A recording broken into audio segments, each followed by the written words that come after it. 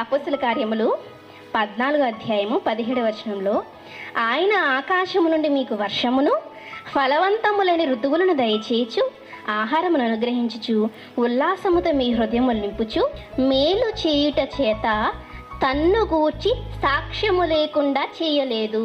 తన్ను గురించి సాక్ష్యము లేకుండా చేయలేదు అంటే వర్షం పడుతుందంటే అర్థం ఏంటన్నమాట? మేఘం కనిపిస్తుంది కదా, మేఘం వర్షిస్తుంది అనుకోవద్దు.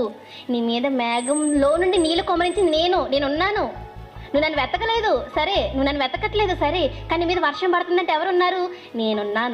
నేనున్నానని చెప్పడానికి సాక్ష్యాలే వర్షం, ఫలవంతములైన ఋతువులు, ఉల్లాసముతో నింపే ఆహారం. ఇవన్నీ దేవుడు ఎందుకు ఇస్తున్నాడంట? ప్రతి మనిషికి నేనున్నానని నీకు తెలియాలి. నువ్వు ఎలాగా వెతకట్లేదు కదా, కనీసం ఇలాగైనా వెతుకుతావేమో. అందుకే నీకు వర్షాన్ని ఇస్తున్నాను, అందుకే ఆహారాన్ని ఇస్తున్నాను, అందుకే వాక్యాన్ని వినిపిస్తున్నాను. దేవుని మనసు మనుషులకు అర్థమవుతుందండి మరి.